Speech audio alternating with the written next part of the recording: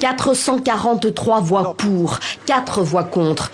La résolution dite sur l'escalade de la violence dans l'Est de la RDC est très largement adoptée ce jeudi par le Parlement européen.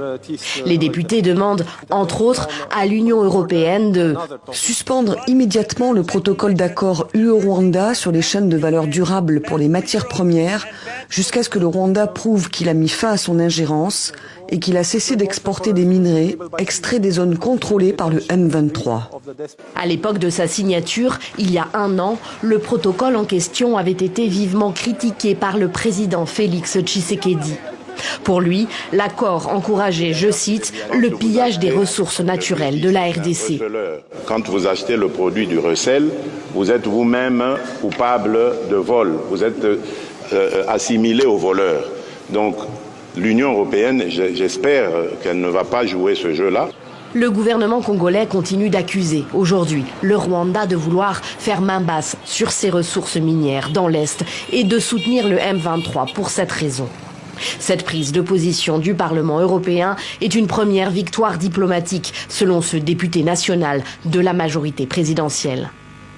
La cause majeure de cette guerre, de cette agression du gouvernement rwandais, de Paul Kagame, ce sont nos minéraux. C'est l'Union européenne qui paye nos minéraux, sans aucune traçabilité.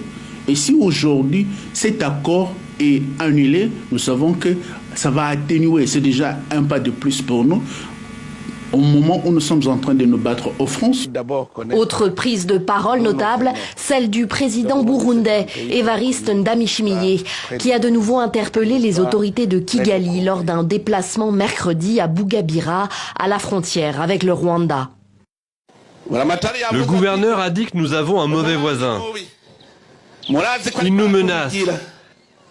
Mais moi, je l'ai déjà mis en garde. On ne va pas se laisser faire. Préparez-vous et n'ayez pas peur. La RDC, de son côté, a fermé son espace aérien à tous les avions rwandais, une mesure qui touche tout particulièrement les activités de Rwandair, la compagnie aérienne nationale rwandaise.